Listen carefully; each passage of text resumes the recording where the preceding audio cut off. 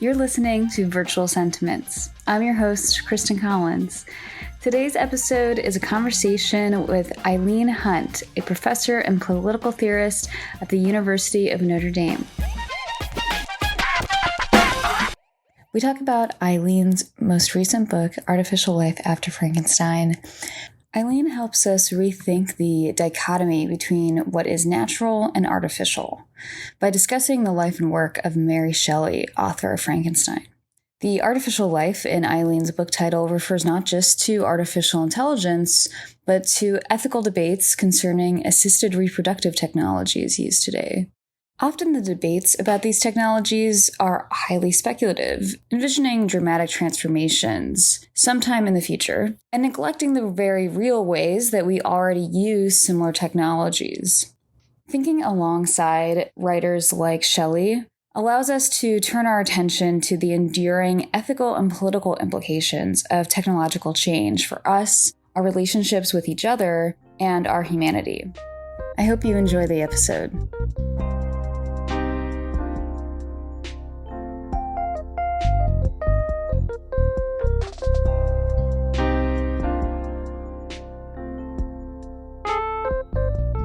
Today, we are talking to Eileen Hunt, a political theorist and professor at the University of Notre Dame.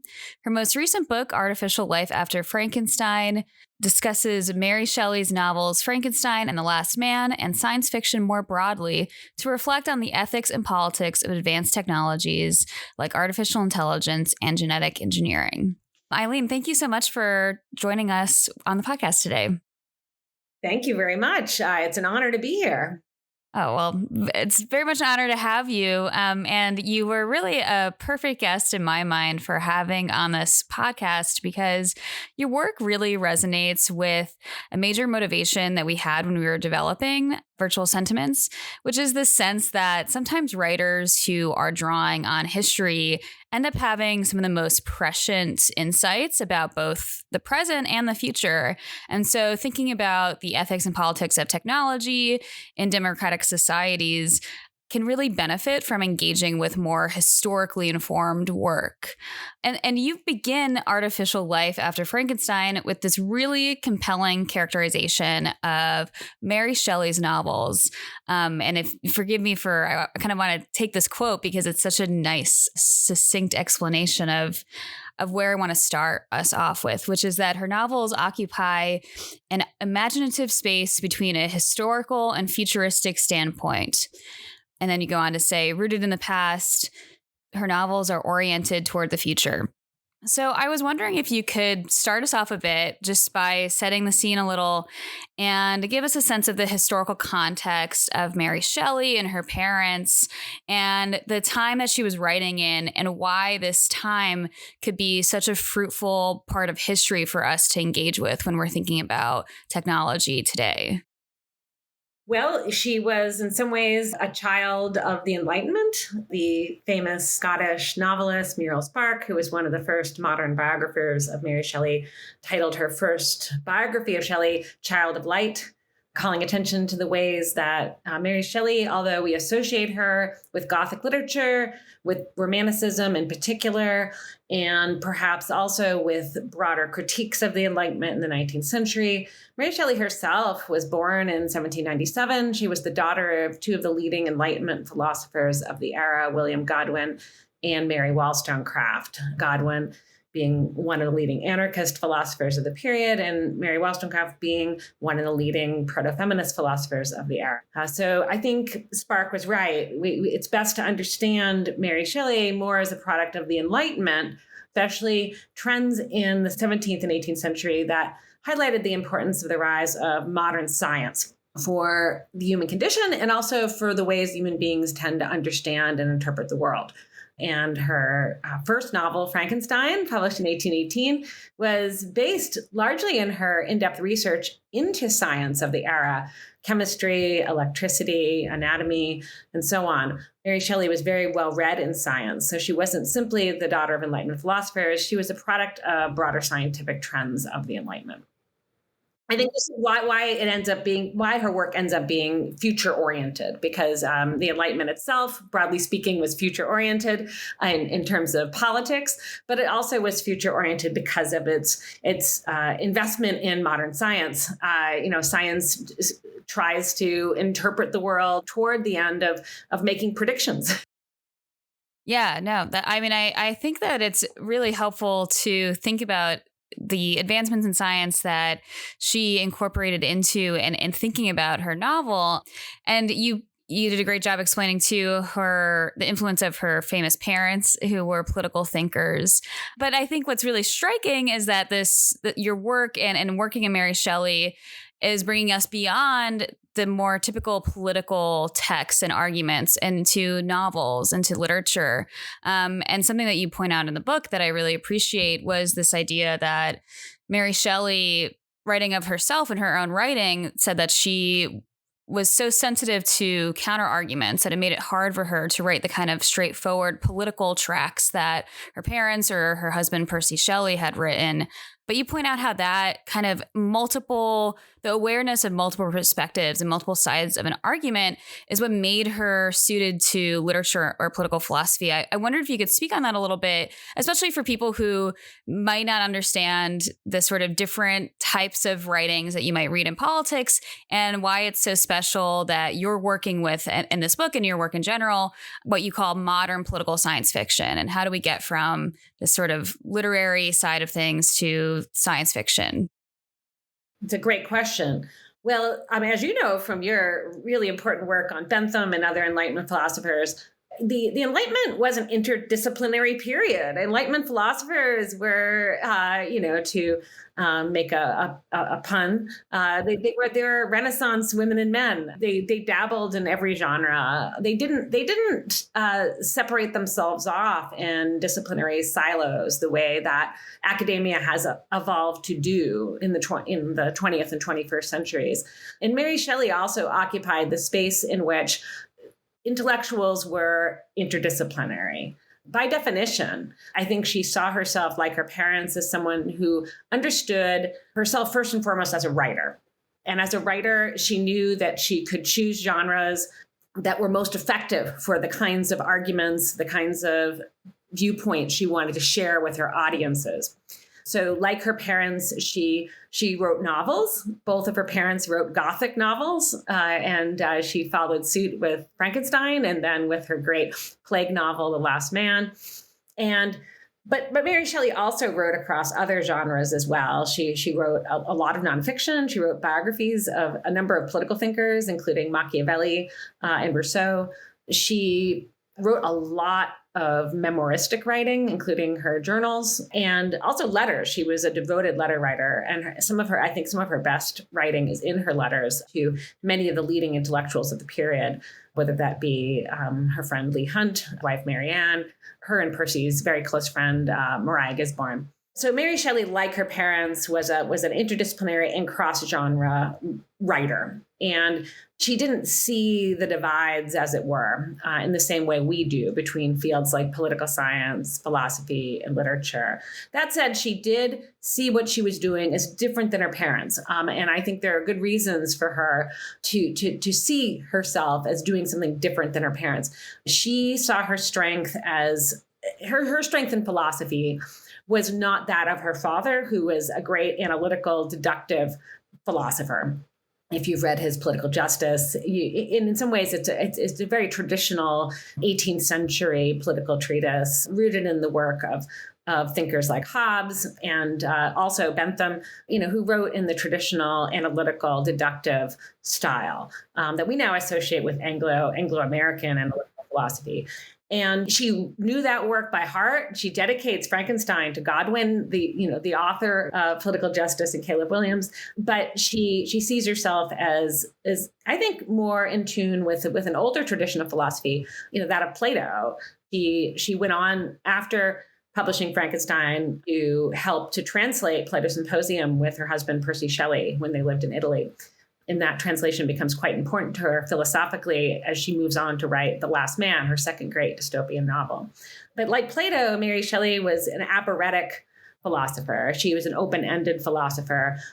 She wasn't interested in deriving discrete deductive conclusions in the way that her father was. She was much more interested in asking open-ended questions about the world, why we're here, what is the meaning of it all. And she was also highly literary, and she sets up her novels in a way that the characters engage in a kind of philosophical dialogue with one another about deep existential and ethical questions that enable the reader then to enter into a kind of thought experiment, as it were, where we too participate in this philosophical dialogue by thinking through the kinds of questions the characters are asking of one another. And so in the novel Frankenstein, this is most vividly represented when the creature made by the chemist Victor Frankenstein confronts his maker on the Mer de Glace in the Alps and demands of his father scientist the right to live in the interchange of those sympathies which are necessary for my being. And what I've argued in my work, including Artificial Life After Frankenstein, is that this is in some ways the driving philosophical question of Mary Shelley's work. And it was very much rooted in her mother's work. Her mother, Mary Wollstonecraft, had written several books, some novels, some treatises that engaged this very question. What are the rights of the human being? And among those rights, do we have a right to be cared for? And Mary Shelley, as a devoted reader of her mother's works, dials up that question a notch and has the creature ask, I think, an even more provocative question that her mother had raised in the time of the French Revolution. And the question of the creature is, do we have a right to share love with one another? Do we as human beings, as creatures made by other humans, we have a right to share love and to live in community with one another, in a community animated by love, not merely care, not merely respect, but in a community animated by love? And that's the poignant question that the creature raises for us as readers today. Yeah, I think that's you gave such a great overview of both Mary Shelley, her parents, like you said, the very inherently interdisciplinary and cross-genre approaches of people working in that time, how different that is from our time, and this poignant question that really is, I think, also so much at the heart of the book, and also I think should be more front and center in a lot of our debates about contemporary politics and technology than it usually is, this idea of our relationships with one another, the treatment of individuals as being composed by our relations with each other, and this right to a community supported with respect and love. So I really appreciate that. And I wanted to kind of bring back, because I really liked that you brought up this notion of aporia. And I really appreciate that, because I think also what was really nice and interesting and thinking about these topics and engaging with Mary Shelley is this idea of there's both this kind of connections to the past, so connections to her own parents who were Enlightenment thinkers, but also connections to the Greeks, which often if anyone takes, an intro to political theory or political philosophy class, often a way to structure it would be really a divide between the ancients and the moderns. And so I wondered if you could speak a little bit more to this notion of aporia, the way in which Mary Shelley saw herself inspired or conversant with Greek philosophy versus what ways in which she was very modern. Is there anything uniquely modern about her work and that sets us apart when we draw on her for thinking about these topics? Yeah, that's a wonderful question. I think one thing to remember about Mary Shelley is that when she eloped with Percy, who is a very well-known poet and Republican, also scandalous for his advocacy of free love, his practice of free love, his abandonment of his first wife to elope to Europe with not only Mary, but her stepsister, Claire Clairmont. When she ran away with Percy in 1814, Mary Shelley did something quite radical, not only as a person, as a young woman, but also she embarked on a form of intellectual rebellion with him. But what was so interesting about their way of being intellectual rebels was that it actually was a return to ancient political philosophy in particular. So we know from their first co-kept journal from 1814 to 1815 that almost as soon as they returned from their trip to France and Switzerland that summer, they begin studying ancient Greek together in September 1814. And Mary is a quick study. We know from the journals that she is copying down passages from ancient Greek texts and even adapting them for her own purposes. So, for example, in the end papers of her first journal book, she's adapted in her hand a quote from Aeschylus's Seven Against Thebes. And it's a passage about Oedipus. And she's implicitly comparing herself with Oedipus. She's comparing herself with the dark fate of Oedipus. And I think what Mary Shelley does very early on in her study of ancient Greek literature and philosophy is to become concerned with the question of fate, the question of free will. What is their relationship? Are they compatible? To what extent do we make our own fates? Do we make our own tragedies? To what extent does tragedy happen to us and we have no control over it? Maybe we're just left to deal with the consequences of fate. And if so, how much of that is free? And that, I think, really becomes a driving question of her work, going through Frankenstein, going through her great pandemic novel, The Last Man, which comes out in 1826. By that point, of course, Percy is dead. Percy drowns in 1822 off the coast of Italy, leaving her a widow with one sole surviving child.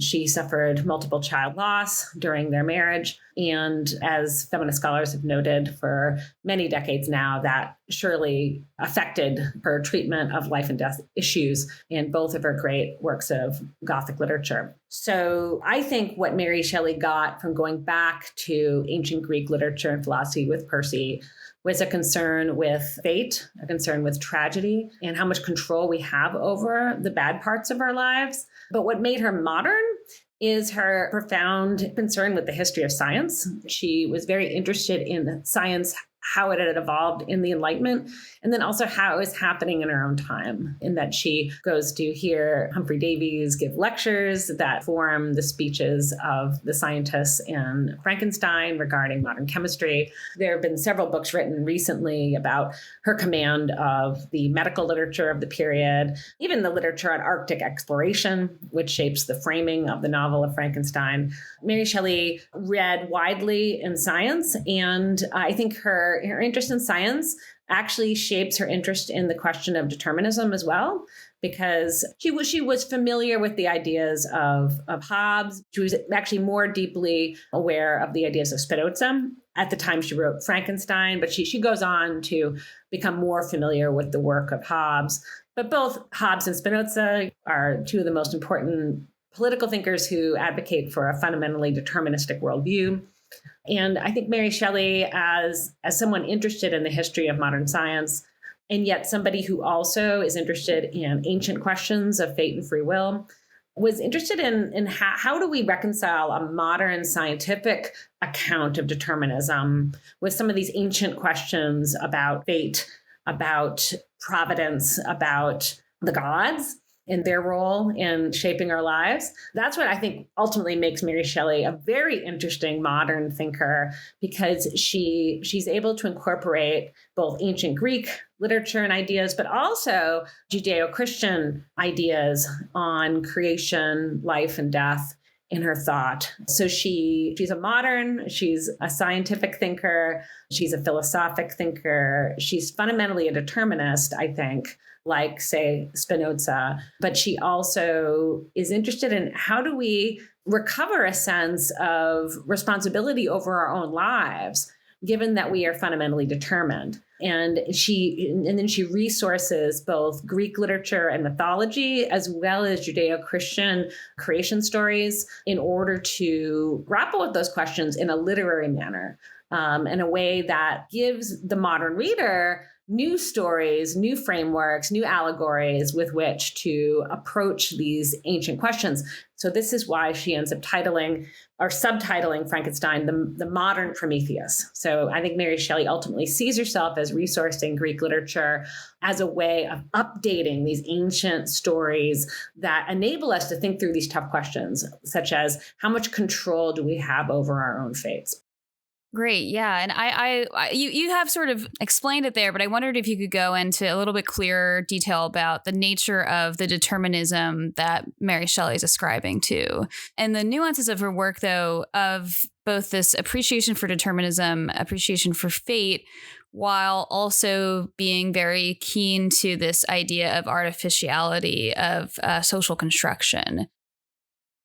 Well, I think that on determinism, she knew her Spinoza. She starts to translate Spinoza's theological political treatise with Percy in the fall of 1817. So just at the time she's sending Frankenstein off to press, she is starting to work on a complete translation of the theological political treatise, which is now lost. We also know that the Shelleys owned a copy of Spinoza's Ethics. She was well aware of Spinozan determinism. And also Percy had used many Spinozistic ideas in his poetry. And there's a particular poem, Queen Mab, which most scholars think shaped Frankenstein, but also her later novel, The Last Man. That view, that Spinozistic view of the universe we find in Queen Mab, is one that understands everything is interconnected. It's a very poetic vision of what Spinoza argued for. It's not in that geometric deductive style that we associate with Spinoza. But what it does is it takes that Spinozan argument for the interconnectedness of all things, the way in which the whole universe is tied together in a causal chain. It turns that into a vision of the universe itself, a poetic vision of the universe itself. So I think in some sense what Mary Shelley did in conversation with Percy is accept the bad of the world as an ineluctable part of it. So even the beauty of the world was tied up in the awful, in the ugly, the bad. And this is what makes Frankenstein such a powerful story, because the creature is in fact designed by Victor Frankenstein to be a human being, a very large human being, 8 feet tall. But initially, Victor Frankenstein wants him to be beautiful and intends him to be beautiful. And he selected all his parts to be beautiful. But when he animates him, the creature appears horrid and hideous to his maker, much to the tragedy of both, because Victor Frankenstein is unable to fulfill any sense of parental duty towards the creature out of fear for him. And then the creature is bereft of any kind of love or community, which is essential to his being as a sensitive creature. And so even in the figure of the creature, the specter of the creature, we find this combination of the beautiful and the ugly that I think was inherent in the Shelley's vision of the universe itself. So according to their Spinozan philosophy, the evil in the world is part and parcel of the good or the beautiful.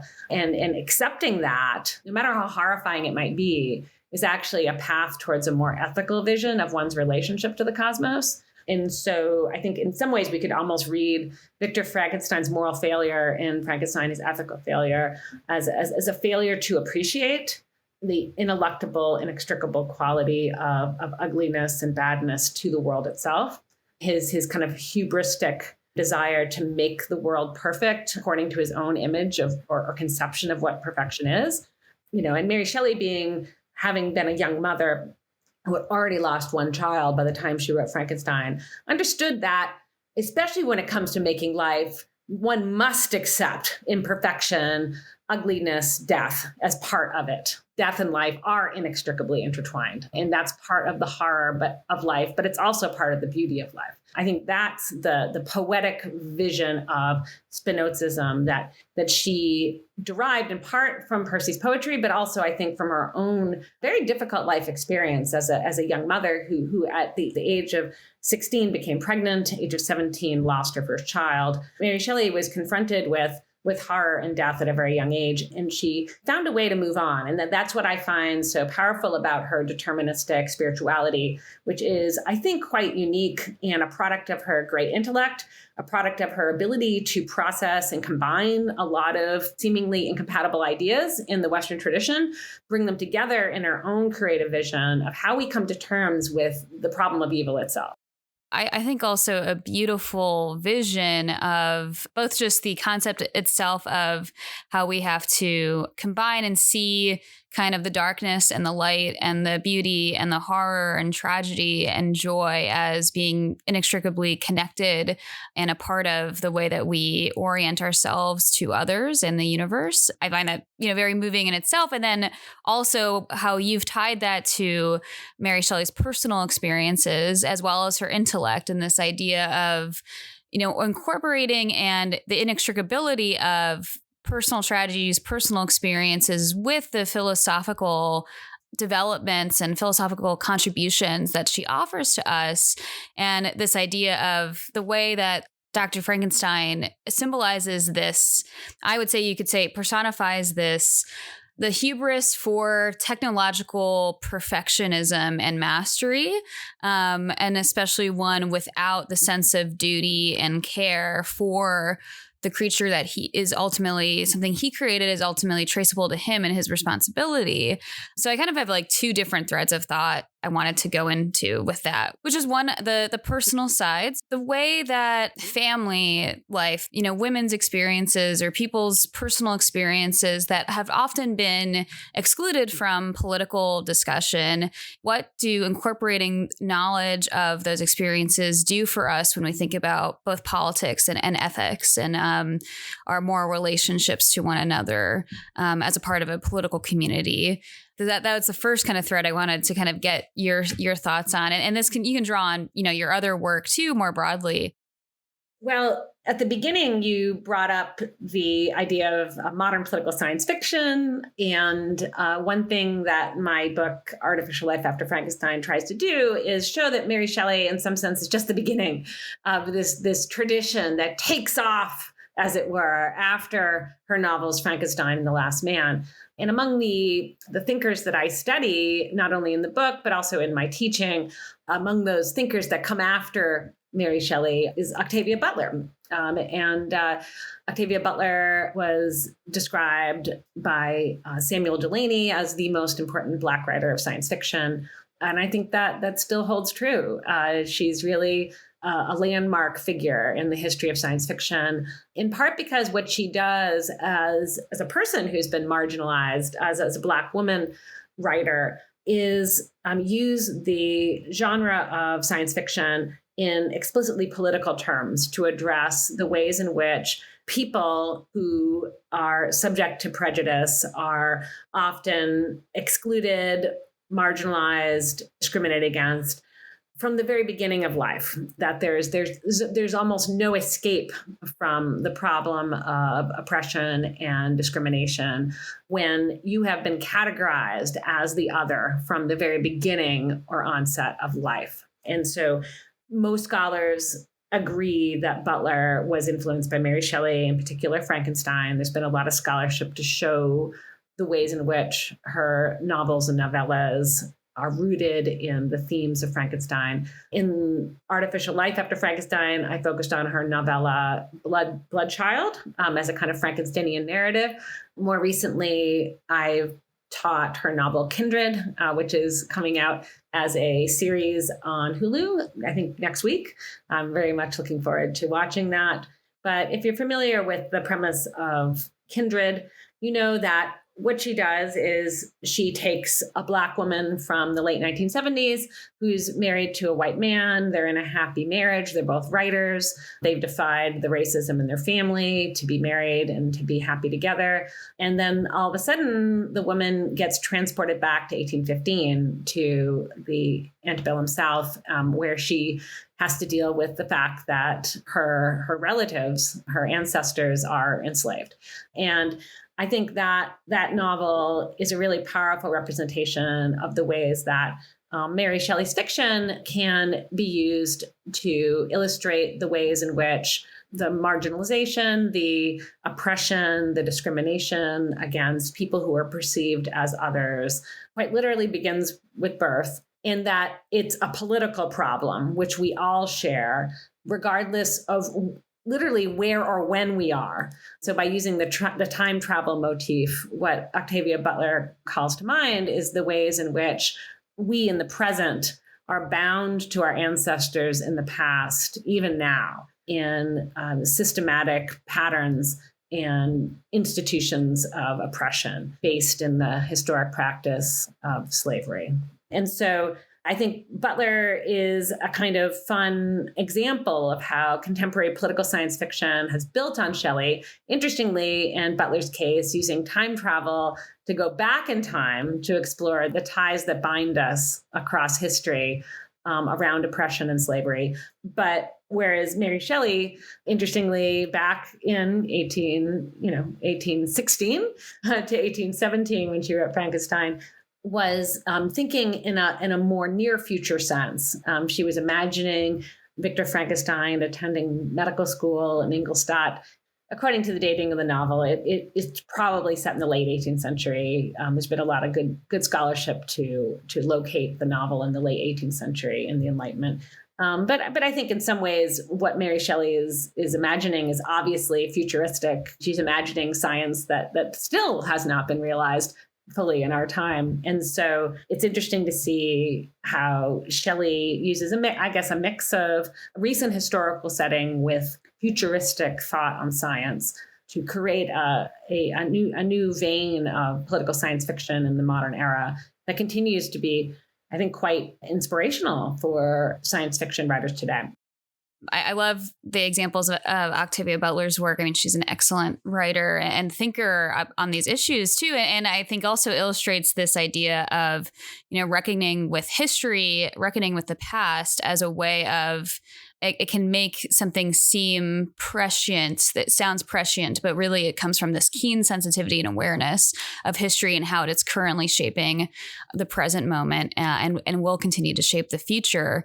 And so I wanted to kind of transition a little bit to the contemporary debates that you're engaging with and you're responding with, and how these insights that you have developed in thinking about both, responsibility and care. And I want to contextualize this a little bit, because what I was really struck by in your work was talking about current debates on genetic engineering, but also all sorts of reproductive assistive technologies, and how there's been debates about the ethics of these as though they are futuristic, out there, abstract, totally almost alien technologies that has denied the way in which they already are being used. There's already people who are affected by these debates, whose rights are at play here.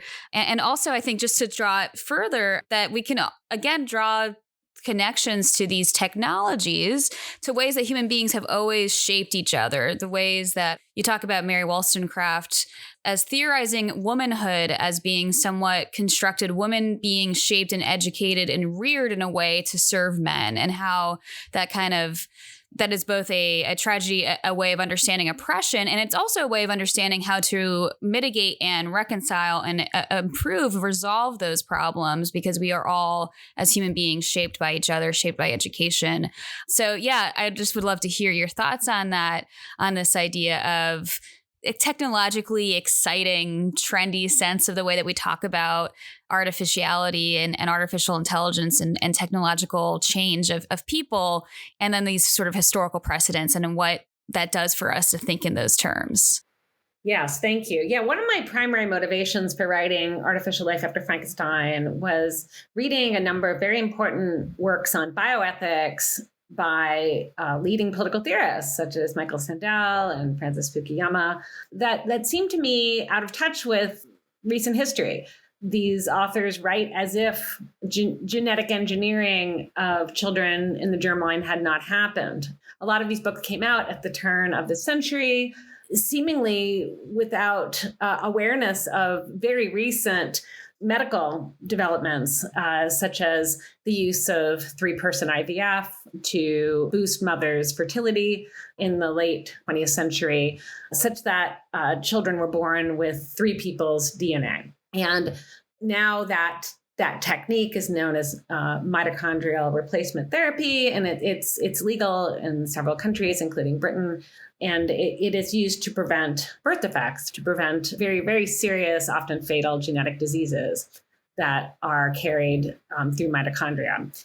So Sandel, Fukuyama, others wrote these epic, important, landmark books in bioethics that I do value as a political theorist, because what they did is so important. They showed the ways that debates we're having about about genetic engineering and cloning are really important political questions. And I think they enabled a wider spectrum of people in society to see these so-called bioethical questions as political questions. That's invaluable contribution. But what frustrated me as I started to research the actual history of genetic engineering is that they didn't seem to have done their homework there. And then my question was, then what is the value of the theories built on the critique of genetic engineering if they're not rooted in fact and history?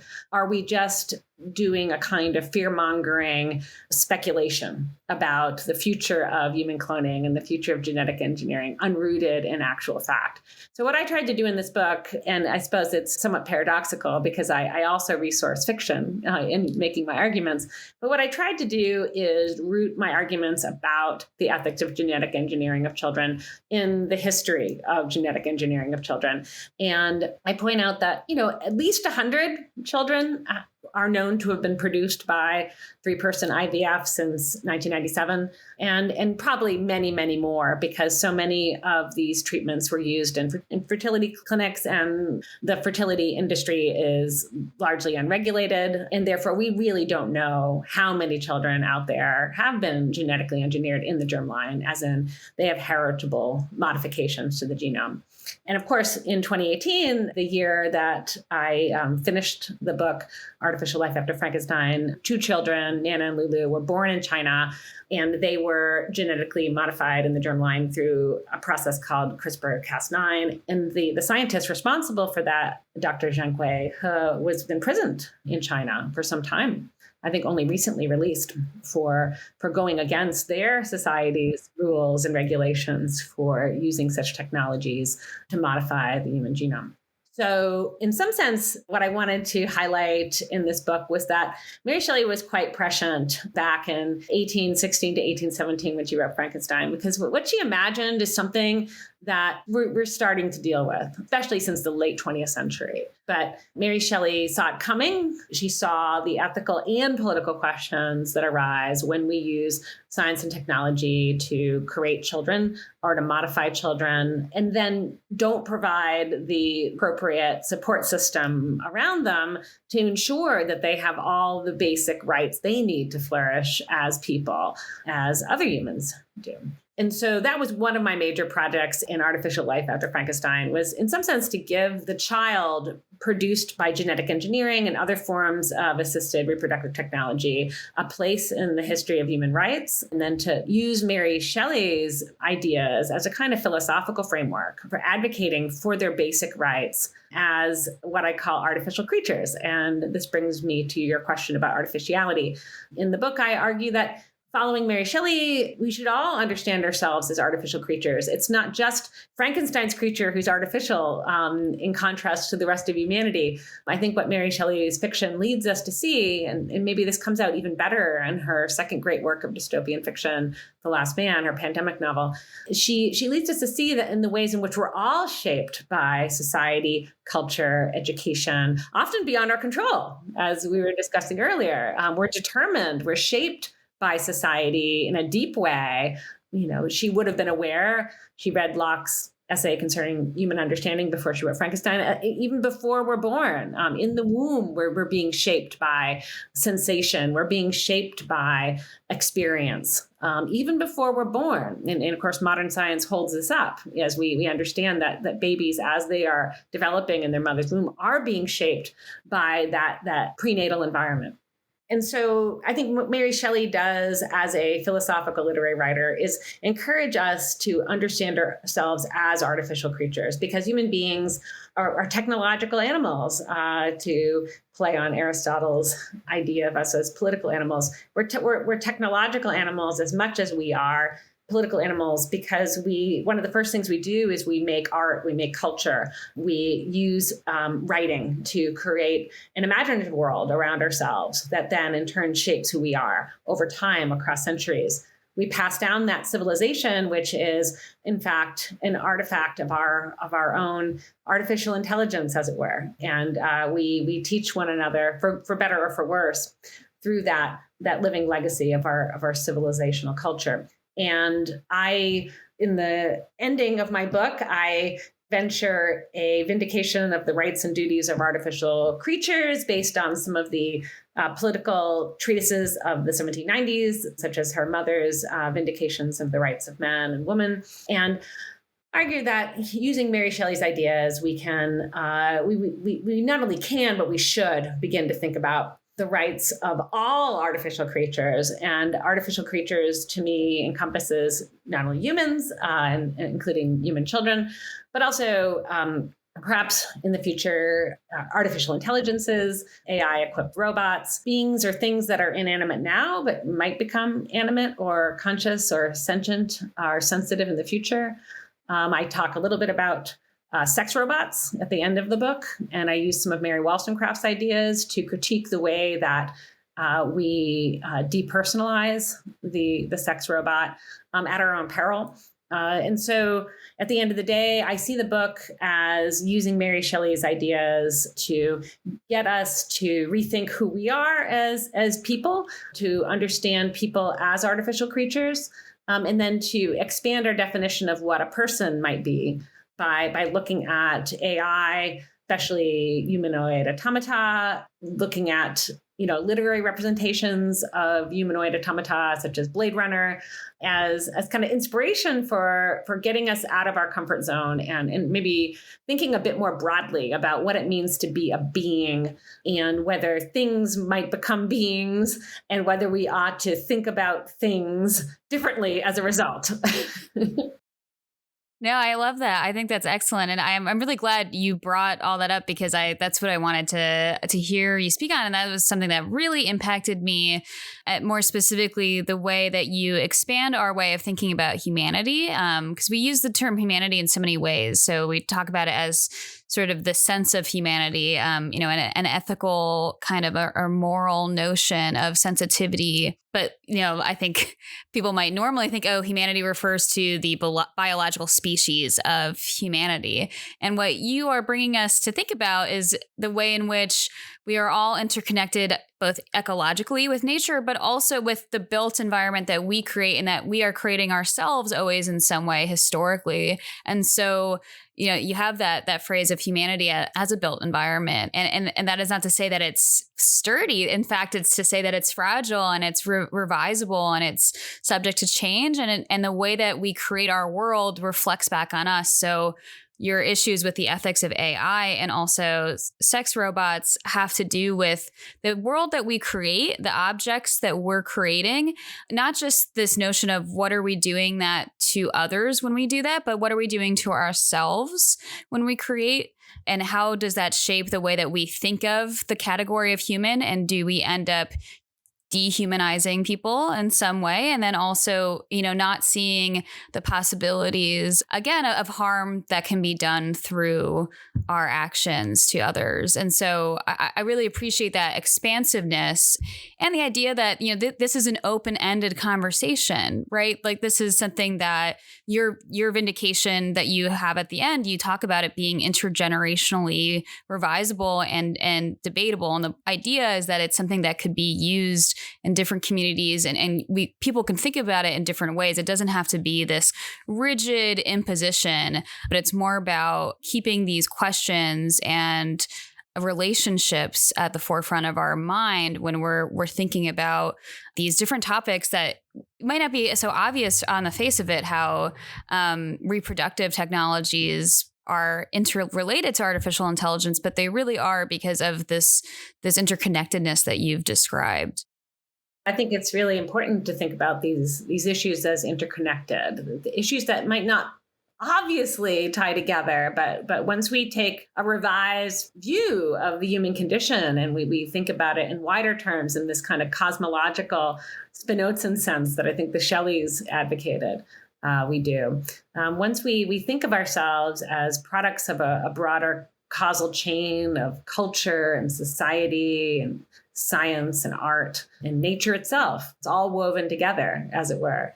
Then I think we can see really interesting ethical connections and political connections between things as reproductive justice and AI ethics. And the genetic engineering issue gets at a lot of issues around reproductive justice One thing I talked about in the book was the insensitivity I saw in a lot of commentators' views, including Habermas, towards women's rights to fertility treatment. When I took a close look at some of the language he uses to describe artificial reproductive technology, or what we now say more sensitively as assisted reproductive technology, I think Habermas, whose work obviously is monumental and generally has just a wonderfully humane quality to it, you could still see this kind of lingering prejudice against women's rights to do science and technology and medicine, to have children, as if that's wrong. And as if interventions into reproduction haven't been historically, there aren't historical precedents for these types of methods and experiences. And I think it is interesting because it does feel like a lot of what is historically taboo, maybe because people can't deal with the tragedy, contingency, and yes, I mean, the sort of very bodily pain and difficulties that we kind of talked about at the beginning of this podcast that Mary Shelley was so sensitive to, and this idea of taking all that bad on with the good. It does seem like historically philosophers have struggled when talking about things like sex and reproduction because they have been to some extent on the outside of it, and then it perpetuates certain misconceptions and certain ways that are perpetuates exclusions and I don't know the best way, prejudices that affect the way that we then, think about some very complicated and important political issues like the rights of children and reproductive justice, as you are saying.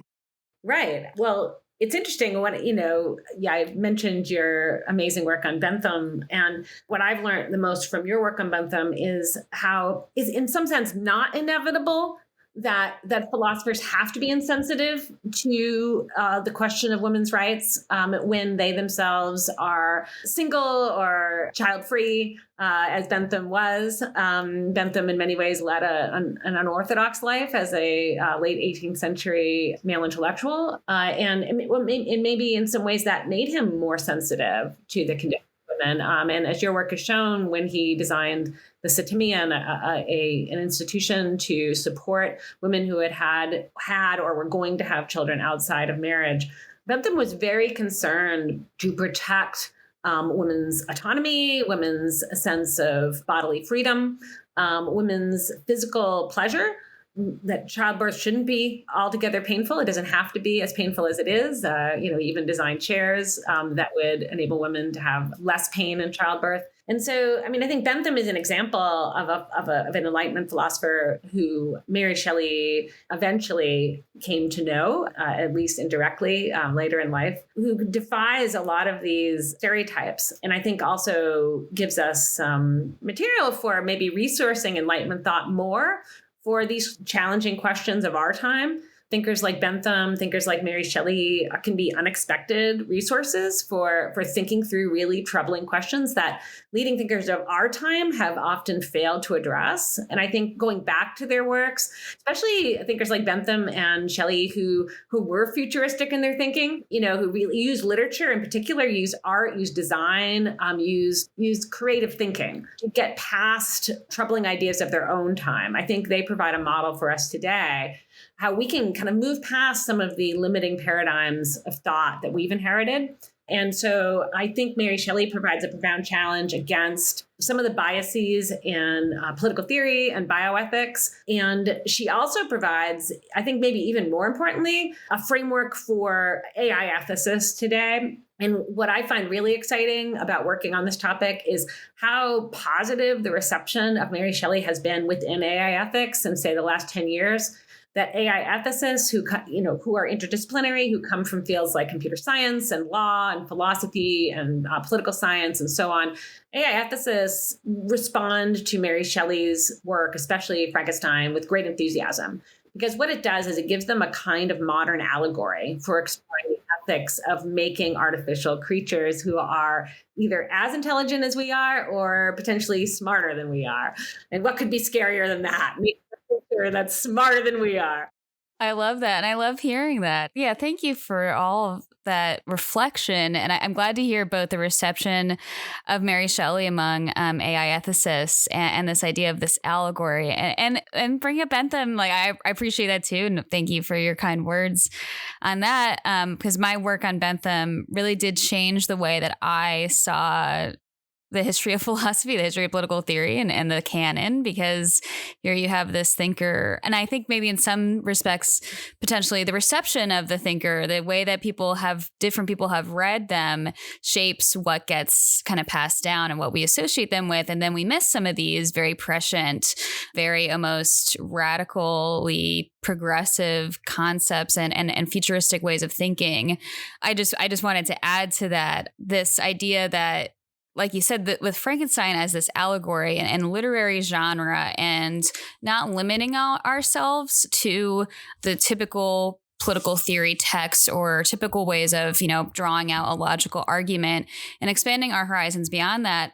Bentham was a thinker who was designing institutions, and that doesn't always necessarily lead to, he's known for the panopticon, which can be it can be used as shorthand for very harmful forms of surveillance. And yet he also designed the sotomion, which was very, very different form of protection against social costs of stigma around illegitimate pregnancies that were specifically related to the sexual double standard. And so I just point that out to say, you didn't have a straightforward essay on here are all the problems with the way that we treat women and we treat sex and reproduction and marriage. Necessarily did write about those things. But it's actually when you go beyond that, when you see he's reading, Gothic literature and he's talking to different people and you read the archives, that's where we kind of reimagine and rethink some of the ways that we've thought about political philosophy, political theory, and also, ways that we can reimagine our politics today too.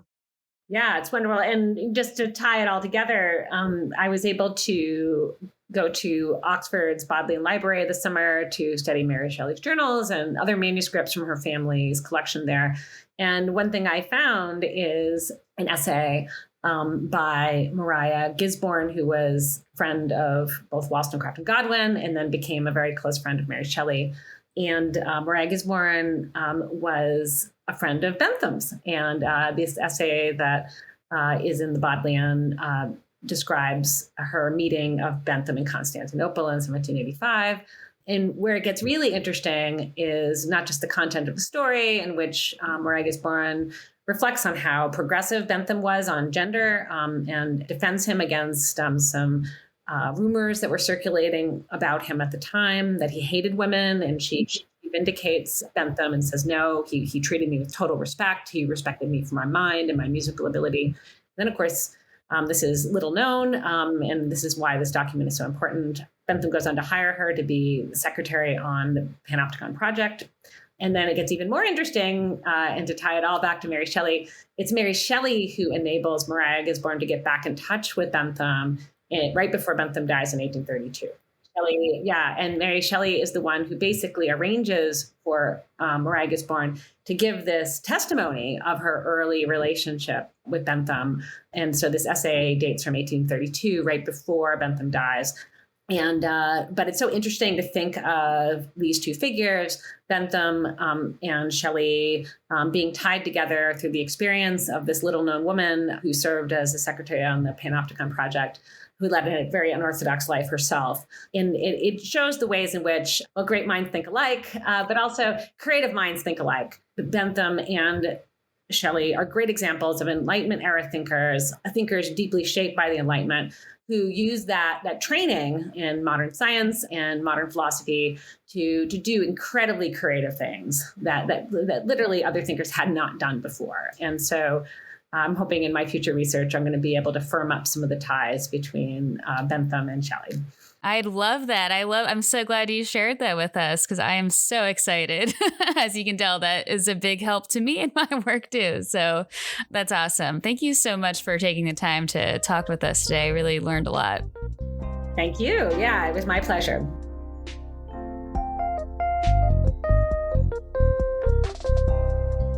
Since this is our last episode of our first season, I wanted to close out with some thoughts both on what we talked about with Eileen, but also kind of the broader arc of this season and what we hope to talk about in our next season, which we are currently preparing.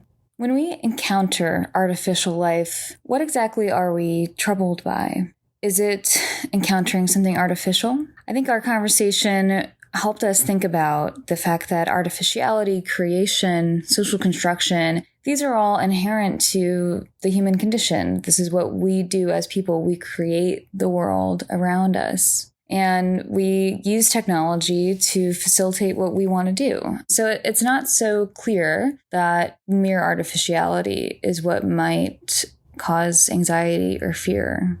And this brings me to something that has transpired since this conversation, but is happening in public discourse right now, which is the rise of AI chatbots being released to the public from companies like OpenAI, Google, and Microsoft. And the reaction to these chatbots have been very much a sense of these are transformative technologies. There's even this feeling of, are they approaching sentience in having very emotionally charged conversations with people? And I think what is central and what we should think about with these technologies is it's not just what is inherent to the technologies, but what they do to us.